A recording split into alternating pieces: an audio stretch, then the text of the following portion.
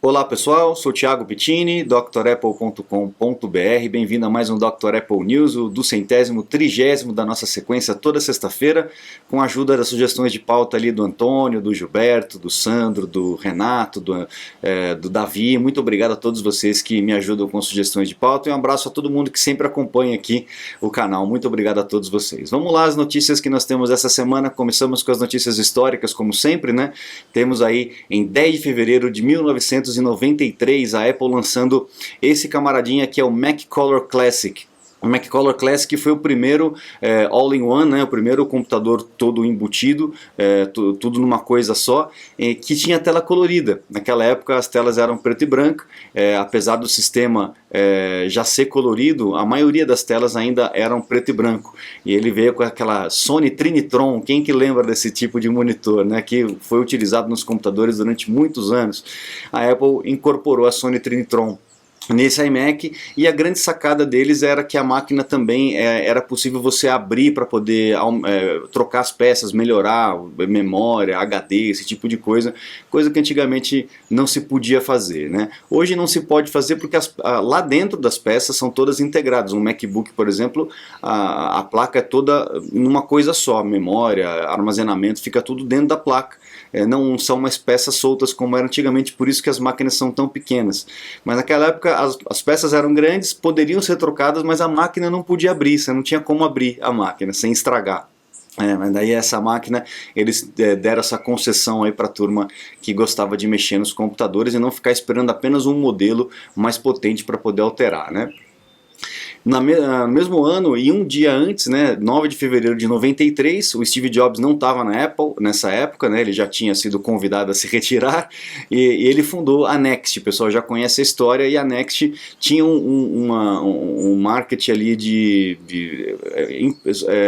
universidades, escolas com centros de pesquisa. Então eles queriam fazer uns computadores assim muito potentes, com um sistema muito bom, só que com preço também lá no alto, né? E a Apple, a Next, tinha feito esse computador que era uma caixinha, né, um cubo na verdade, que acabou também levando esse design para a Apple quando ele voltou depois. Mas nessa época, em 9 de fevereiro, a Next desistiu de fazer computadores porque viu que não era um mercado que eles gostariam de atuar, tinha muita concorrência, o preço deles era muito alto, apesar da máquina ser muito boa.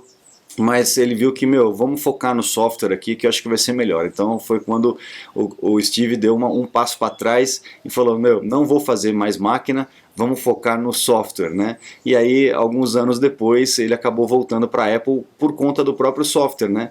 É óbvio, também tem a história dele, etc. Mas o Next OS, né, o sistema operacional que eles criaram, acabou sendo os fundamentos do sistema que nós temos hoje no Mac.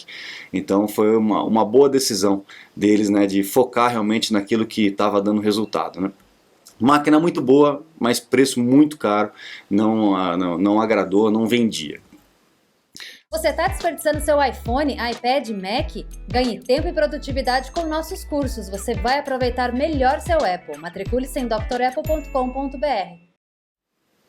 Aí a gente tem em 95 a Apple processando a Microsoft mais uma vez por plágio, né? Fazer o quê? De novo, né? Só que agora por conta do QuickTime. A Apple tinha lançado o QuickTime, a gente falou isso na semana, acho que foi na semana passada que eu falei, né? Que foi uma revolução em termos de vídeo dentro do computador, possibilitou tudo que nós fazemos hoje por conta dessa tecnologia do QuickTime. O QuickTime ele foi feito uma versão para o Windows, e o Windows aproveitou para poder dar uma surrupiada no código, para variar, né? Lembrando que foi feito também há anos atrás. Enfim, aí a Apple teve que processar a Microsoft e uma outra empresa chamada Canyon, San Francisco Canyon Company. E a Intel também, né? Foram 3 empresas que a Apple teve que processar, mais uma vez por plágio da sua propriedade intelectual. Isso é uma briga de sempre, né? Bom, depois nós temos em 2010, em 11 de fevereiro de 2010, a Apple tinha lançado o iPad, e o Bill Gates falou assim, eu não estou muito empolgado com o iPad não, não gostaria que a Microsoft tivesse feito isso. Eu acho que não vale a pena, né? E a gente sabe pela história que a Microsoft estava desenvolvendo um iPad e a esposa do Steve Jobs tinha amizade com pessoas que trabalhavam em todos os lugares, inclusive na Microsoft, e em um dos jantares, antes de existir iPad, antes de existir iPhone, num desses jantares o cara começou a se gabar, né? No jantar, falando, não, porque a Microsoft está desenvolvendo um tablet que vai ser um negócio revolucionário e tal, e o Steve Jobs ficou furioso com essa história, voltou para a Apple e falou, meu, a gente vai, para tudo, a gente vai desenvolver um tablet agora, vamos pegar essas tecnologias que nós temos aqui, vamos desenvolver um tablet para mostrar para a Microsoft como é que se faz. Então a Microsoft estava desenvolvendo o tablet, a Apple foi mais rápido, foi melhor, e aí depois o cara tem que falar um negócio desse. É óbvio que ele vai falar um negócio desse, né? Ele não vai dar o braço a torcer. Só depois, né? Depois que ele pode dar o braço a torcer, mas na hora ele vai falar assim, não me impressionou, não. Nada do que tem no iPad faz com que eu diga, nossa, eu gostaria que a Microsoft tivesse feito. A gente sabe como é, né? E aí, vindo para as notícias da semana, a gente tem o Mark Zuckerberg falando a mesma coisa do Apple Vision Pro. Ele testou, a gente sabe que também a Meta, né, o Facebook agora é Meta, né, tem também o seu próprio óculos, que é o Meta Quest, e aí o Zuckerberg testou, obviamente, para poder falar mal, né, e virar notícia. E ele falou assim, nossa, eu estou surpreso que realmente o Meta é melhor do que o Apple Vision Pro. É óbvio que ele vai falar um negócio desse, né? Ele não vai nunca também dar o braço a torcer. É a versão mais jovem do que era a Microsoft lá atrás.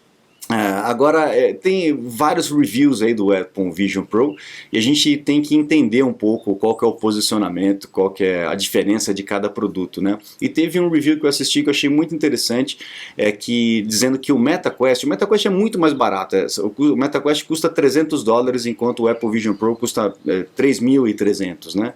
Então existe esse gap aí também, mas são produtos diferentes, né? Teve um cara que fez uma análise e ele falou, o MetaQuest parece um brinquedo, até na sua construção, né, no seu material, etc.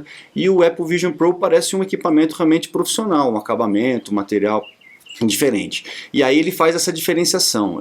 O Meta seria um headset de jogos que serve um pouco para você trabalhar, né? E o Apple Vision Pro não, é um equipamento para você trabalhar que serve também para jogos, entendeu? Então são posicionamentos diferentes. Como sempre, né? A Apple tenta se posicionar de uma forma diferente. E aí a gente tem o Mark Zuckerberg fazendo as vezes do Bill Gates há anos atrás, né?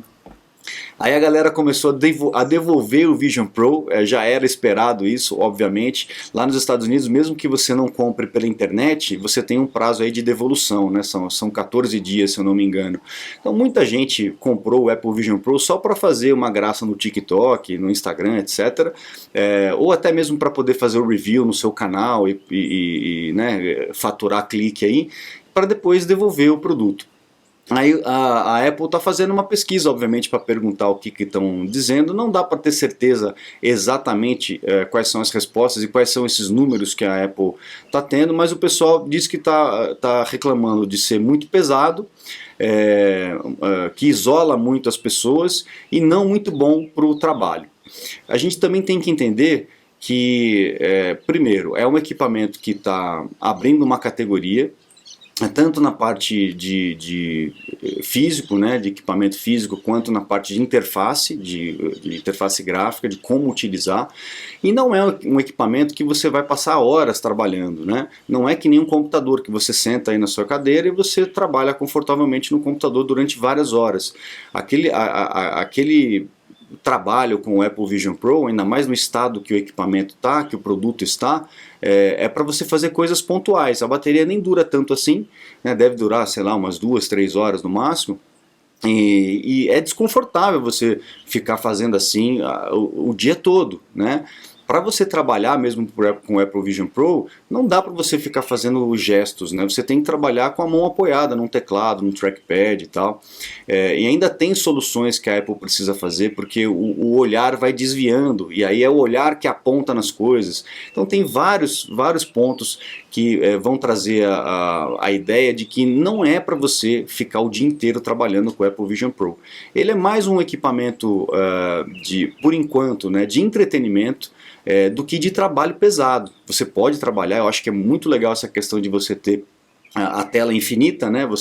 Inclusive, o legal é que você pode colocar telas em vários cômodos. Você pode ir andando pela sua casa e, por exemplo, no seu escritório você tem as telas do escritório, aí na cozinha você tem os timers das coisas que estão na panela, né? Em cima da panela. Então você vai andando com o óculos dentro da sua casa, você olha para a panela e você tem o timer lá, falta 20 minutos para terminar de cozinhar, e na hora que você volta para a sala tem um filme lá que está pausado, e na hora que você vai para o seu escritório você tem as janelas dos seus produtos aí de aplicativos de produtividade.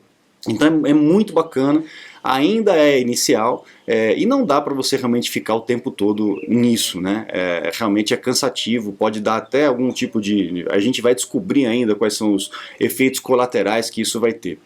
Mas enfim, eu acho que é um caminho que a Apple está abrindo que é realmente incrível.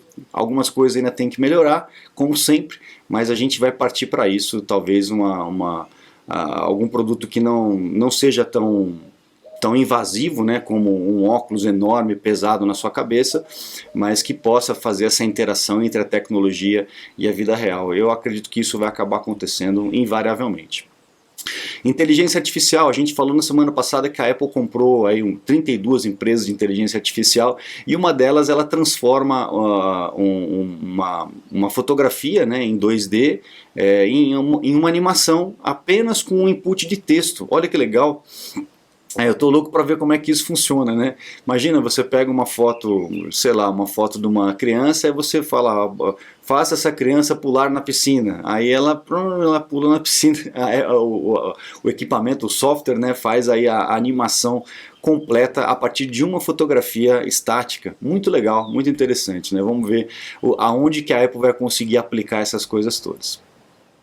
Bom, tivemos aí no final de dezembro, isso tudo foi encoberto, né? A gente está recebendo essas informações agora, que o Anydesk, aquele aplicativo de acesso remoto, a empresa, né, os servidores da Anydesk, sofreu algum vazamento ali, algum hacker conseguiu entrar no sistema da Anydesk. A empresa diz que nada foi comprometido, o aplicativo continua 100% seguro, recomenda manter sempre atualizado, porque essas coisas vão sendo corrigidas, mas que não tem nenhum tipo de dado de cliente aí solto pela Dark Web, pela Deep Web, etc. O que revela que o hacker ele conseguiu entrar no servidor, mas não fez nenhum tipo de coleta de dados de clientes. Uma coisa é ele entrar no servidor da Anydesk, outra coisa é ele entrar nos computadores dos clientes que usam a Anydesk, né? Então são coisas completamente diferentes, isso não ocorreu. A empresa deixa isso muito claro e diz que isso já foi resolvido, esse assunto já está ultrapassado. De qualquer forma, atualize o Anydesk se você usa, principalmente o pessoal que faz consulta comigo. Eu utilizo o Anydesk como acesso remoto. Isso pode até explicar algumas oscilações de serviço que tivemos ali no mês passado, principalmente, né? Deve ser essas correções que eles fizeram aí com relação aos servidores. Mas continua muito tranquilo a utilização do aplicativo, tá bom?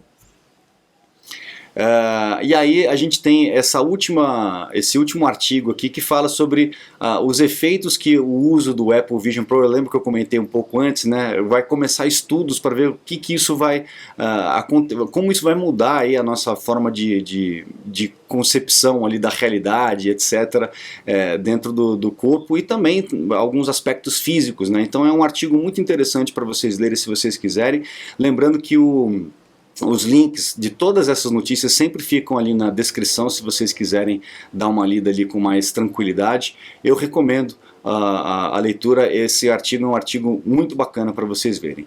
Legal, pessoal? Então a gente fica por aqui, encerra o nosso Dr. Apple News dessa semana. A gente se vê na semana que vem, se Deus quiser, e eu convido todos a acessar aí o site drapple.com.br, conhecer os cursos completos que a gente tem disponíveis ali para vocês se matricularem, e lá também você encontra os meus contatos caso você precise de um suporte, uma consulta técnica online. Eu fico à disposição de vocês. Muito obrigado, um grande abraço e até a próxima. Tchau, tchau.